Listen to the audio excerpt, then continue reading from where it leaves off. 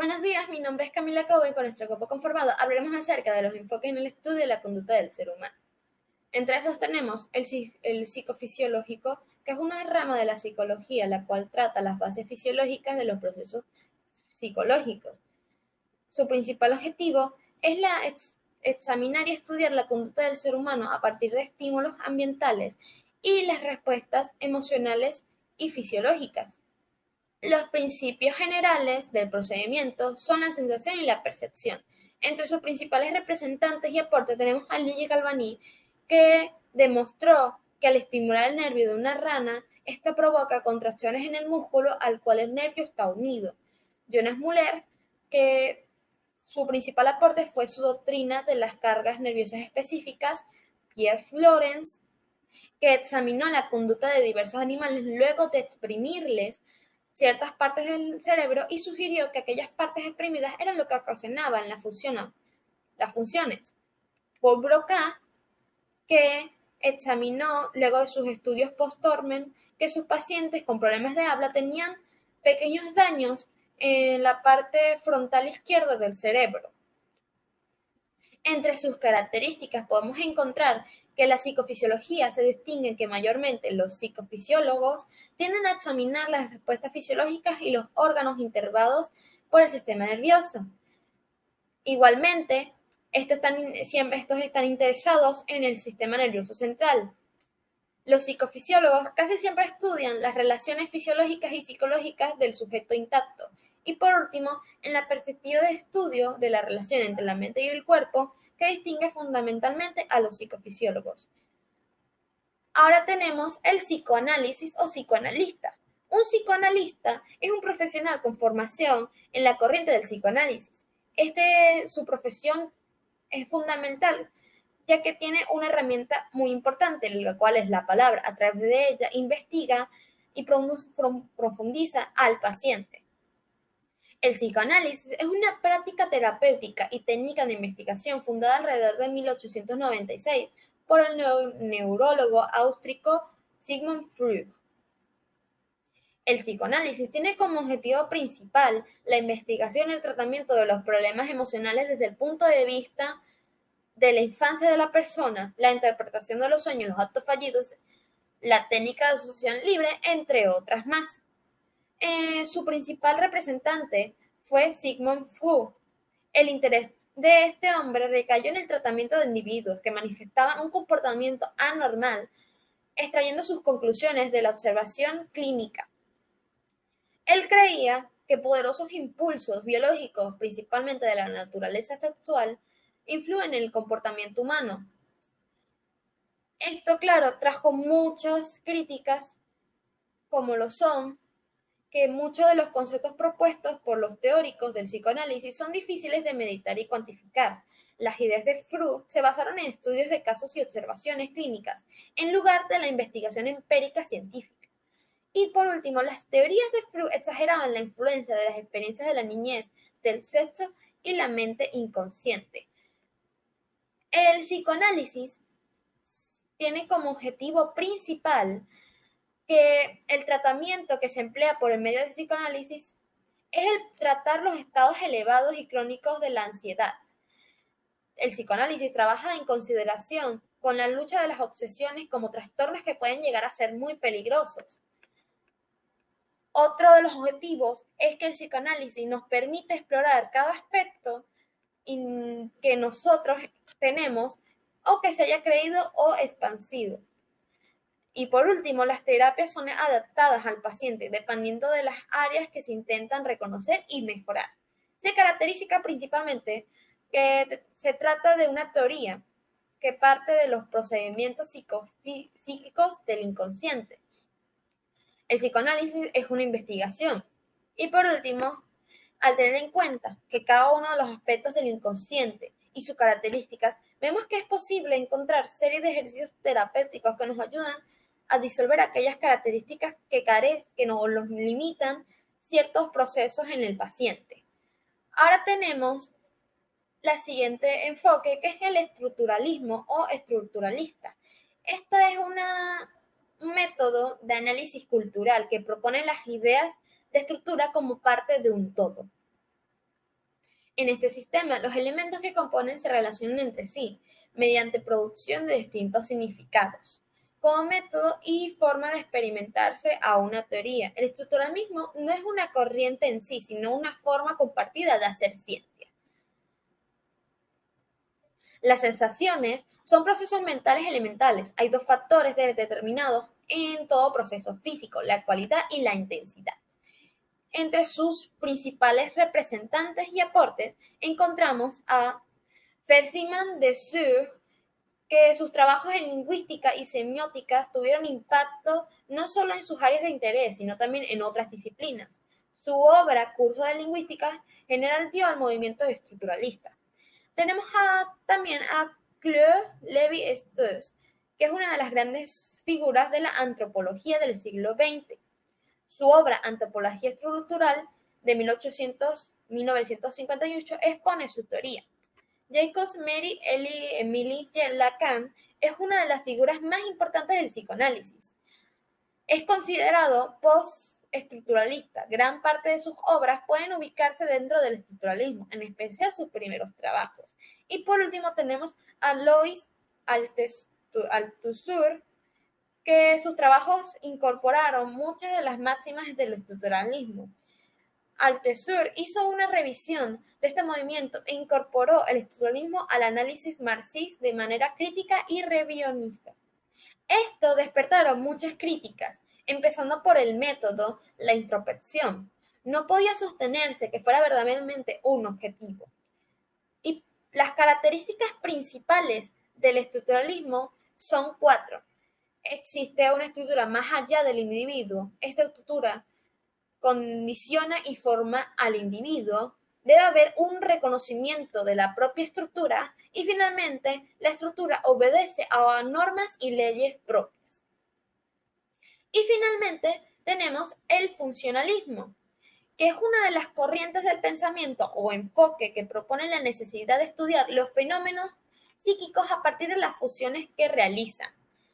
El funcionalismo no es una teoría de la sociología bajo la premia de que todos los aspectos de una sociedad cumplen un propósito y son indispensables para la supervivencia de la misma.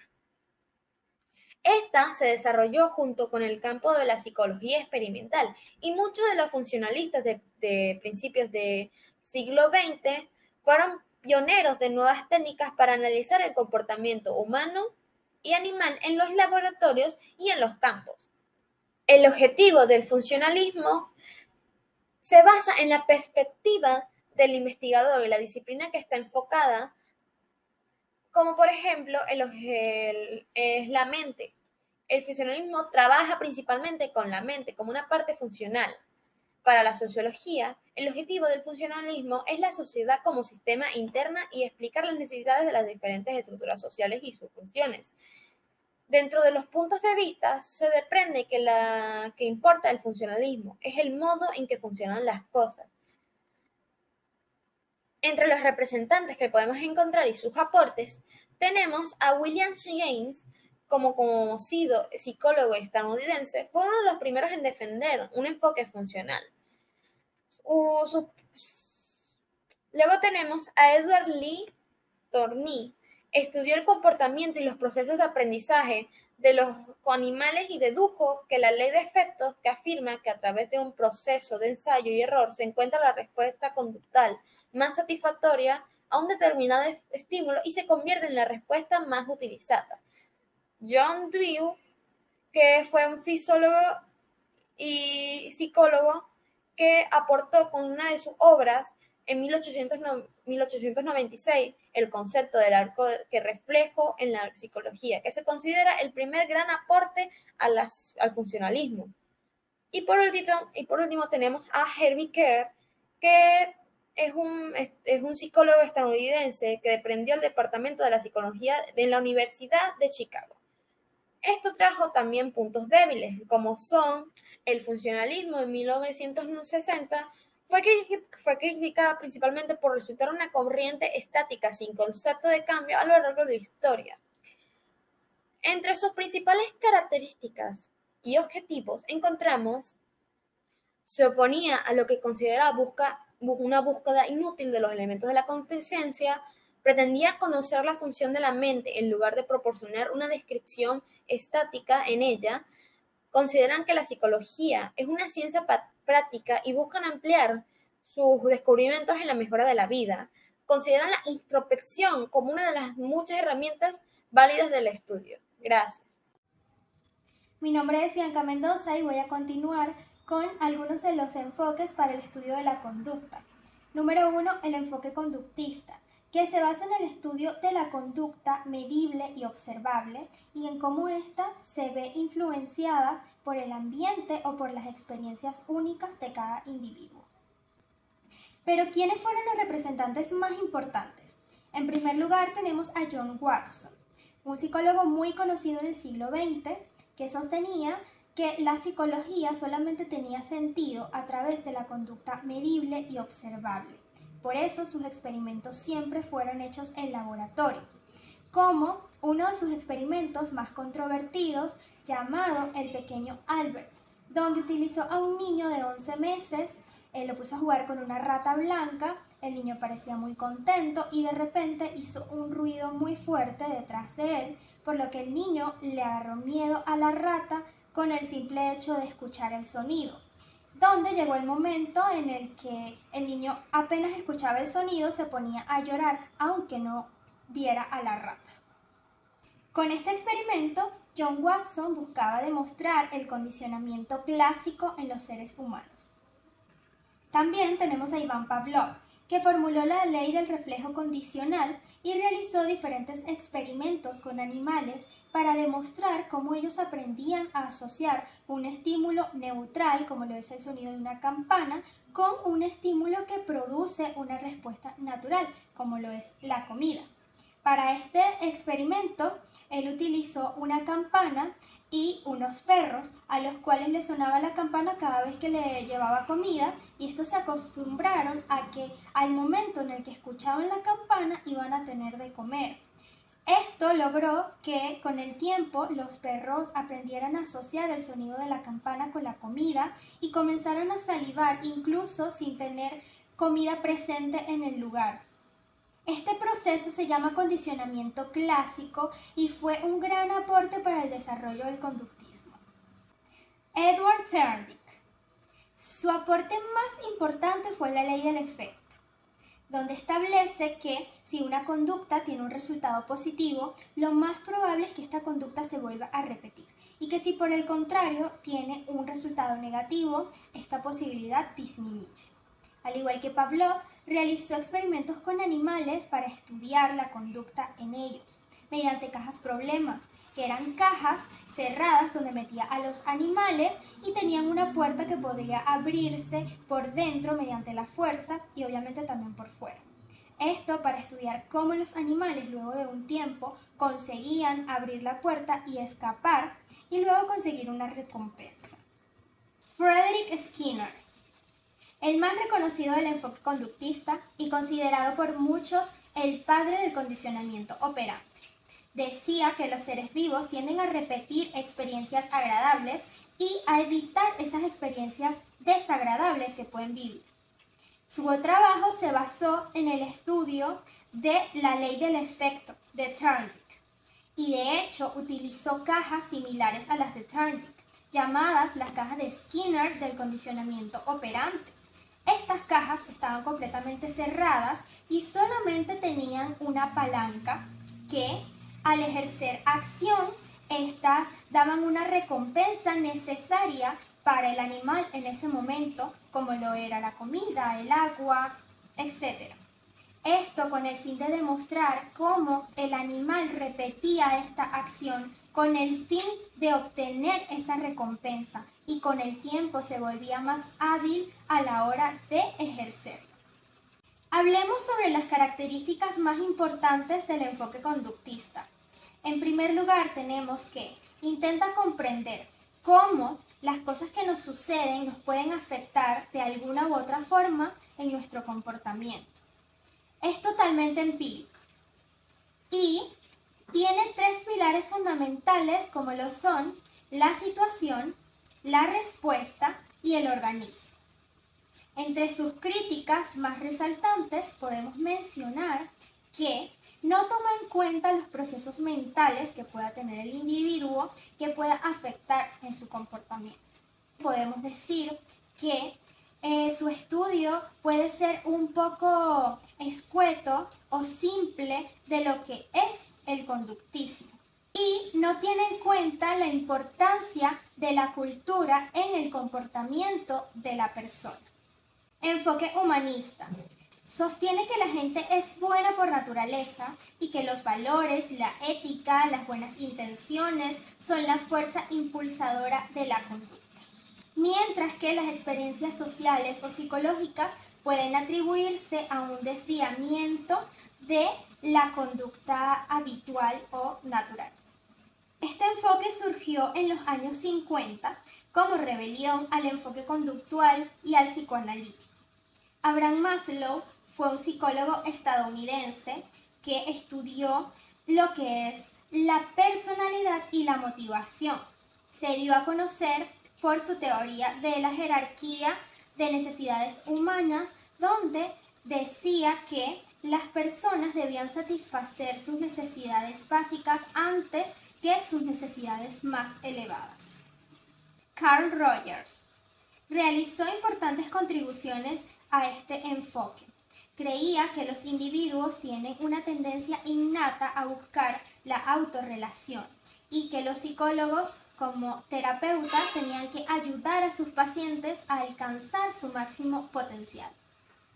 Gordon Allport también realizó contribuciones muy importantes a este enfoque. Su estudio se basó en la personalidad, alegando que cada persona tiene características en su personalidad que los hacen distintos y que esto influye en el comportamiento de cada quien. Fritz Perls, fundador de la terapia gestálica o Gestalt, que forma parte de la psicología humanista, decía que el único objetivo final de la terapia era ayudar a sus pacientes a alcanzar su máximo potencial. De esta manera también creó técnicas como el trabajo corporal y la atención plena. Entre sus características podemos mencionar que se centra completamente en la persona, que tiene una percepción muy positiva de esta, que toma muy en cuenta lo que es la motivación, el crecimiento personal, la libertad, la elección, entre otros. Entre sus críticas podemos mencionar la falta de comprobación teórica en cada una de sus respuestas y el hecho de que no toman para nada en cuenta los efectos sociológicos o culturales que pueda tener la persona que puedan afectar en su conducta o en su desarrollo. Enfoque gestálico. Se basa en cómo los humanos perciben y procesan la información. Se enfoca en cómo las personas dan sentido a su entorno y en cómo esto puede influenciar en su comportamiento. Max Wertheimer fue el fundador de la teoría gestálica y su aporte más importante fue la percepción del movimiento a partir de la sucesión de imágenes fraccionadas. Kurt Kafka. Sus aportes fueron esenciales para este enfoque. Él estudiaba la memoria y también dijo que la percepción no tenía que ver simplemente con un tema de procesamiento visual, sino que también tenía que ver con otros sentidos como lo eran el oído y el tacto. Wolfgang Kohler fue uno de los fundadores de esta teoría. Él experimentó con chimpancés y su aporte más importante fue el aprendizaje por descubrimiento. Kurt Lewin, aunque no fue un fundador de la psicología gestal, fue un sociólogo que llevó este enfoque a su área y descubrió que la percepción tenía que ver con el contexto y la cultura. Algunas de las características que podemos mencionar es que nace como crítica al psicoanálisis, que funge un papel importantísimo en lo que es la psicología moderna, que estudia la percepción humana y que aunque se fundó en Alemania, se tuvo que mudar a Estados Unidos por la persecución nazi. Entre sus críticas podemos decir que es ambigua, no se puede comprobar experimentalmente, no está totalmente definida y sus experimentos no están del todo controlados. Buenas noches, mi nombre es Pastor Rodríguez. Vamos a hablar sobre el enfoque fenomenológico. ¿Qué podemos decir? Puede interpretarse como una descripción de los objetos o fenómenos tal y como se experimentan conscientemente. Entre sus características que tenemos, examina todos los contenidos de la conciencia, es decir, tener conciencia del objeto como cosa sensible. Determina cuáles son los contenidos, si son reales, irreales, ideales o imaginarios. Y es tener una autoconciencia. Suspende la conciencia fenomenológica para lidiar con lo dado por la persona en su alta pureza. Entre los principios de la fenomenología tenemos la intuición, la ausencia, reducción de presupuesto y constitución. Muchísimas gracias. Como puntos débiles de la fenomenología, tenemos el término fenomenología no establece un sistema filosófico consistente. Hay muchos enfoques y escuelas diferentes con metodología y supuestos ontológicos diferentes. Esto hace que sea difícil saber a qué se refiere el término. La mayoría de los escritos sobre fenomenología son largos en actitud y cortos en ejemplos. Entre sus máximos exponentes tenemos a Edmund Husserl. Nació en 1859, murió en 1938. Fue un filósofo alemán. Se considera el fundador de la fenomenología. También Martin Heidegger. Nació en 1889 y murió en 1976. Él puso de manifiesto que hay un culto en la experiencia común diaria. El señor Max Scheler nació en 1874 y murió en 1928. Fue un filósofo alemán de alta importancia para el concepto y el proyecto fenomenología. Muchas gracias. Sobre el enfoque existencialista, nace en Alemania y se consolida en el siglo XX. La misma plantea cuál es el sentido de la existencia, o más bien si ésta tiene sentido alguno. Entre sus características que tenemos, el existencialismo cristiano, donde el señor Kierkegaard plantea que hay un vínculo con Dios, donde una conexión directa espiritual, donde se deben olvidar patrones morales y patrones preestablecidos. También está el existencialismo ateo, donde el señor Jean-Paul Sartre hace énfasis en que el libre albedrío y la libertad humana definen que el ser humano, el hombre, es lo que él mismo decide ser. ¿Cuál es el principal objetivo del existencialismo? Bueno, estudia todo aquello que tiene que ver con la existencia humana y la problemática que envuelve al hombre. Muchísimas gracias. ¿Cuáles son sus principales representantes? Jean-Paul Sartre, filósofo francés considerado el padre del existencialismo. Martin Heidegger, filósofo alemán que también tuvo una gran influencia en el desarrollo del existencialismo. Friedrich Nietzsche, filósofo alemán que influyó en muchos pensadores existencialistas posteriores. Søren Kierkegaard, filósofo danés considerado uno de los precursores del existencialismo. Albert Camus, escritor y filósofo francés que abordó temas como lo absurdo de la vida y el suicidio. Simonette de Beauvoir fue una escritora y filósofa francesa que también tuvo una gran influencia en el desarrollo del feminismo.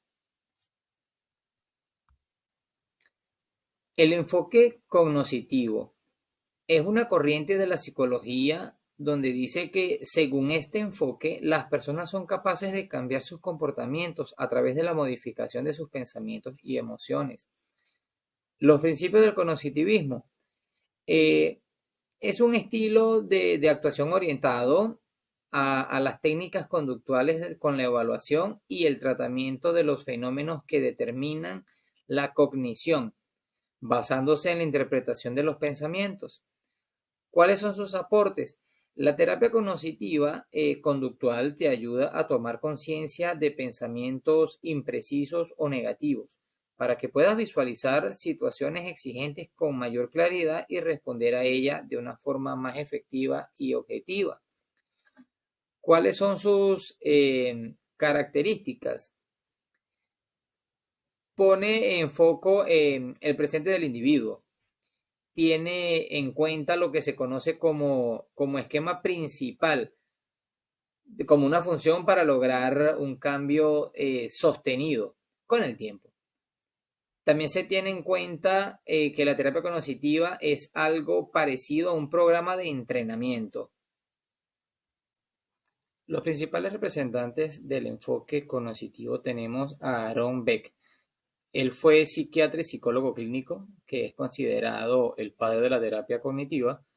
Él desarrolló esta forma de terapia en la década de los 60 como una alternativa a las formas más tradicionales de psicoterapia.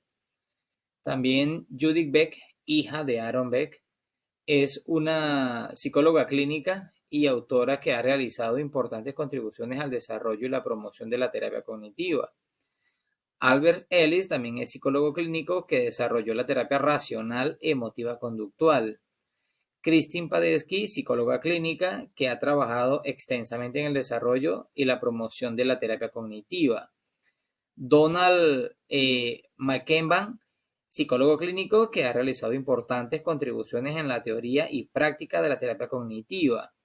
David Burns es psiquiatra y autor que ha popularizado la terapia cognitiva a través de libros como The Feeling Good, The New Mode Therapy, entre otros. Hola, mi nombre es Wilesca García y vamos a estar hablando sobre los métodos y funciones de la psicología a inicios de ciencia. La psicología moderna se ha encargado de recopilar hechos sobre la conducta y la experiencia humana, organizándolas de forma sistemática y elaborando teorías para su comprensión. Todos estos estudios permiten explicar el comportamiento de los seres humanos y predecir sus acciones futuras. Los métodos de la psicología son las estrategias empleadas por los investigadores del campo científico. Ellos desarrollan sus aportes sobre la conducta y la mente humana.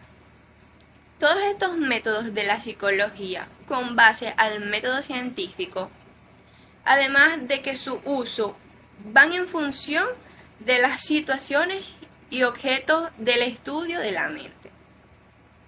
El método científico consiste en hacer observaciones científicas siguiendo las reglas para obtener y utilizar evidencias con el conjunto de responder preguntas, y los psicólogos utilizan dos tipos de métodos para hacer y estudiar la conducta humana y los procesos mentales, el método descriptivo y el método experimental. Los métodos descriptivos permiten a los investigadores estudiar las personas tal y como viven su vida. Las encuestas son un tipo de método descriptivo que implica hacer preguntas a un grupo de personas, personas típicas vivientes de su población. El método psiconaturalista implica observaciones de conducta relacionados con la vida real. El método clínico implica observar a personas cuando están recibiendo ayuda con personas profesionales de la salud mental. Los métodos de conexión se usan para describir en términos estadísticos las relaciones entre variables, medidas cuantitativamente. El coeficiente de correlación proporciona un método matemático estándar para medir las fuerzas entre las dos variables. A diferencia de los métodos descriptivos, en los métodos experimentales, los experimentos formales implican manipular las condiciones de las variables independientes para estudiar sus efectos en las variables dependientes y cuidar otros factores externos. Sus funciones. Durante los años del siglo XIX y del siglo XX aparecieron diversas escuelas de psicología. Estas escuelas de psicología presentan distintas perspectivas teóricas respecto a los problemas psicológicos.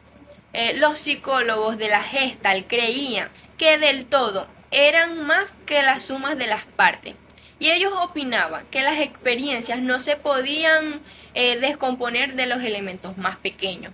Con el desarrollo del psicoanálisis, Sigmund Freud comenzó la revolución del inconsciente.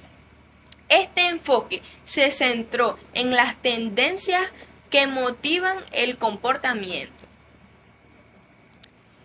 Hoy en día, el conductista más eminente es Skinner, quien ha descubierto los principios básicos del condicionamiento operante. Ha aplicado estos principios a la resolución de problemas prácticos. Los psicólogos humanistas como Maslow y Roswell están interesados en el comportamiento humano y opinaron que los enfoques psicoanalistas y conductistas son demasiado reduccionistas. Buenas, soy Karel Singer y voy a hablar sobre las técnicas de la psicología en sus inicios como ciencia. Desde el nacimiento de la psicología, esta ha tenido gran aplicación tanto en el ámbito clínico y terapéutico. Los filósofos racionalistas y empiristas fomentaron el afianzamiento de la psicología como una ciencia social, cambiando hábitos, técnicas y métodos. Las técnicas de la psicología en sus inicios eran muy distintas, ya que sus investigaciones eran mucho más sencillas y simples. Esto no quiere decir que no ha permitido que esta evolucione. Por otro lado, el método científico no era aplicado de forma sistemática como hoy se aplica. Además, que en ese tiempo se estudiaba al individuo de una forma mucho más individual y eran mucho más observacionales sus investigaciones. La psicología en sus inicios investigaba y estudiaba mucho más la mente humana, es decir, que se pensaba también en aquel entonces que se podía estudiar la mente a través de la introspección. Dichas teorías se basaban en la idea de diversos filósofos y estos pensaban que la mente era autónoma del cuerpo. En determinados casos se utilizaba un solo sujeto en sus estudios y muchas de las veces algunos investigadores tomaban un enfoque mucho más individual en sus investigaciones. Ellos no intervenían en sus investigaciones, ya dado que no querían alterar o modificar dicho comportamiento del individuo. Las primeras técnicas empleadas en la psicología se encuentran las observaciones. Estas fueron empleadas por investigadores para comprender las conductas observadas de las personas y así sin intervenir en ellas. Este tipo de estudio fue de gran influencia para la evolución de la psicología experimental. Asimismo, esta técnica fue principalmente elaborada por los psicólogos Ivan Pavlov y William Wood en 1879. Es necesario acotar que William Wood creó un laboratorio especialmente para realizar experimentos de las observaciones.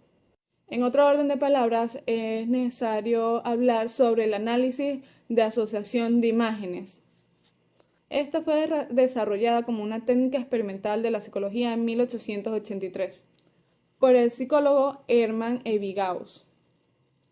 Este tipo de técnica analizaba el comportamiento a través de las imágenes, pensamientos, ideas, sentimientos y emociones.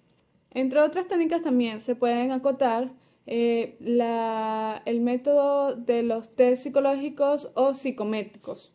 El primer test psicológico importante fue el test de Simon Binet de inteligencia, el cual sirvió de antecesor para el test de inteligencia de Stanford-Binet, mucho mejor conocido como el test de IQ. También es necesario mencionar el método de reflejo condicionado, el cual se inventó por Ivan Pavlov en 1904, también conocido como el método clásico pavloviano. Este se entiende como una técnica de estímulo medio o neutro, por ejemplo, como una campana sonando, a su vez asociándose con un estímulo natural, como la comida. También es importante mencionar otras técnicas, como el método de la clasificación de Watson, en la cual es una técnica de la psicología conductista, en la que se recompensa el comportamiento con una recompensa, así por decirlo, agradable, y el comportamiento negativo con una recompensa negativa igualmente. El método se basa en la teoría de aprendizaje por asociación y se conoce también como un condicionamiento operante. También es necesario acotar las importantes palabras que dijo Sigmund Freud, el cual decía que la interpretación de los sueños era una de las formas principales para llegar al inconsciente. Por otro lado, se cabe mencionar la técnica de Wundt de la introspección, la cual hablaremos más adelante también. Este método se popularizó en el año 1879, en la cual el individuo observa y analiza sus propios pensamientos en un diario con el fin de poder analizarlos.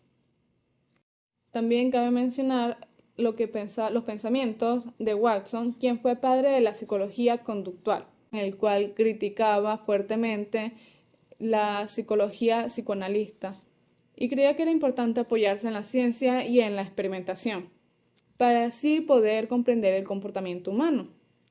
Otras técnicas que se utilizaban en la psicología en sus inicios como ciencia es la psicofisiología. Esta técnica se basaba en el estudio de la relación de la actividad cerebral y el comportamiento. El estudio de esta técnica data del año 1873 por el psicólogo William Wood, el cual utilizó experimentos en un laboratorio para ver cómo el cerebro procesaba la información y la sensación del tiempo. Y ahora la opinión sobre el video. Este nos habla sobre el psicólogo William Wood, considerado como el padre de la psicología. Y la psicología en ese entonces se consideraba como una pseudociencia, ya que tenía aspectos metafísicos y sus estudios no eran del todo objetivos. Wundt se dispuso a cambiar la psicología de este tipo de pensamiento que tenía la gente de esta. Así, a su vez, posteriormente propondría el método de introspección. Posteriormente, también construiría un laboratorio, el cual les facilitaría para así poder estudiar con exactitud los procesos psicológicos, tales como la sensación, percepción, atención, emociones y la memoria.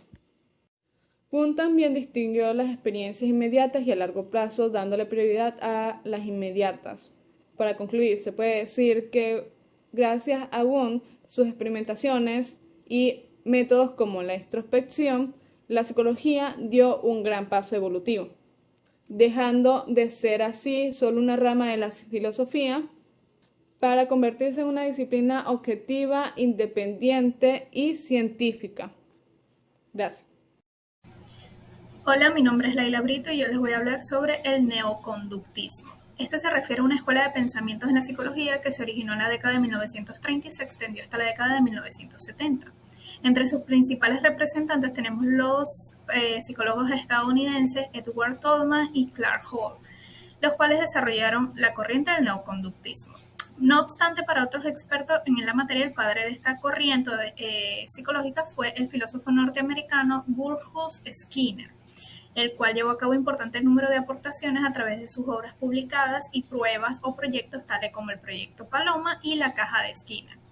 Entre sus principales obras tenemos Walden 2, 1948, Análisis de la conducta 1951, Ciencia de la conducta humana 1953 y Sobre el conductismo 1974. Luego tenemos su proyecto, el cual fue llamado la Caja de Skinner, que era una especie de jaula para ratas que contaba con una palanca y un dispensador de comida. Este se basaba en que cuando el roedor activaba esta palanca caía a su lado un trozo de comida, lo cual lo incentivaba a repetir este acto. Estos experimentos sirvieron para describir ciertos patrones de conducta y también para percibir y controlar las acciones de los animales. Luego tenemos lo que son los aportes a la psicología del neoconductismo. Tenemos el aprendizaje complejo, lo cual se centró en estudiar el aprendizaje de habilidades cognitivas complejas como el pensamiento abstracto y la resolución de problemas. Este aporte permitió una mejor comprensión de cómo se adquieren estas habilidades cognitivas complejas, lo cual anteriormente eran difíciles de estudiar. Luego tenemos las funciones cognitivas superiores, que postuló que el pensamiento es un conjunto de operaciones mentales que pueden ser estudiadas. Este enfoque permitió el desarrollo de nuevas técnicas de investigación para las funciones cognitivas superiores como la memoria, la atención y el lenguaje. Luego tenemos la teoría del procesamiento de la información, que propone que la mente humana es similar a una computadora y que el aprendizaje es un proceso de entrada, procesamiento y salida de información. Este aporte permitió desarrollar nuevos modelos de teoría de procesamiento de información, lo cual ayudó a comprender cómo funciona la mente humana.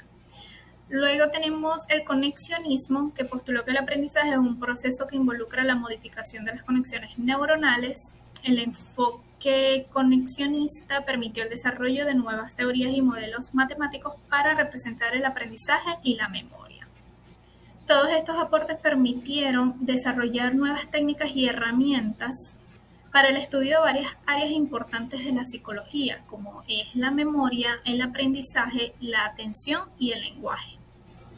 Luego tenemos el objeto de estudio, el cual los estudios de neoconductismo se desarrollan en el campo del aprendizaje y la conducta animal. El objeto de estudio del neoconductismo se basó en la conducta observable.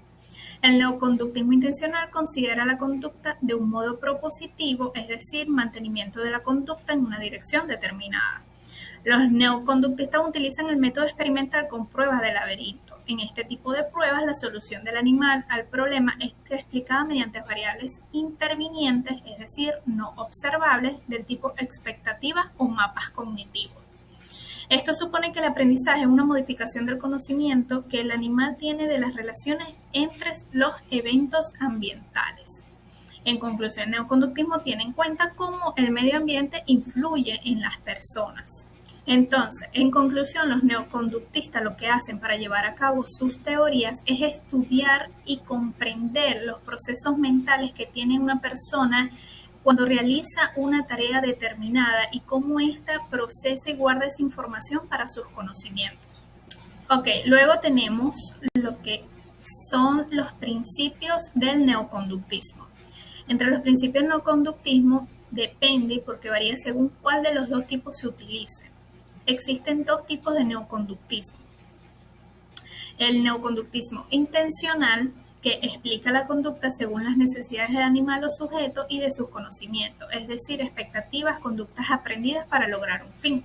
El deductivo, según este tipo de neoconductismo, la fuerza de un hábito dependerá de una constante secuencia de estímulo y respuesta conjunta a reforzadores de la magnitud de la que sea necesaria, según sea la personalidad del individuo, siempre y cuando esto se asocie con una necesidad biológica y fundamental. Entonces, ambas tienen principios distintos, aunque enfocados al mismo fin. Si se refiere al intencional, los principios se basarán en las expectativas y necesidades del sujeto. Pero por otro lado, si se escoge el deductivo, estos principios están más enfocados en cuanto depende un estímulo de una respuesta y viceversa. Como ejemplo, tenemos acá lo que es la lluvia, que vendría siendo el estímulo y la respuesta que da la persona al abrir el paraguas. Los principios del neoconductismo se basó en los principios básicos del conductismo, como el ambientalismo, el mecanicismo y el condicionamiento. El neoconductismo se ha centrado en temas como la motivación, la empatía y la percepción con respecto al aprendizaje. Luego tenemos lo que son las características del neoconductismo. Entonces, entre sus principales características tenemos: es una leve evolución del conductismo común, estudia estímulos, respuestas y aprendizaje. Estudia además de los procesos de conducta que atraviesa un sujeto, los procesos cognitivos, los cuales son procesamiento de información a partir de la percepción. A eso se refieren los procesos cognitivos. Estudia cómo las personas paulatinamente van cambiando sus costumbres y cómo se comportan al hacerlo. Especifica e indaga al completo las conductas humanas y también se ha centrado en temas como la empatía, la motivación, la percepción, el amor, la confianza y la personalidad de un sujeto. Entonces, en conclusión, tenemos que aunque el neoconductismo ha sido criticado por ser demasiado mecanicista y por descuidar los aspectos internos del comportamiento humano, su legado ha influido significativamente en desarrollar la psicología moderna y en la teoría del aprendizaje.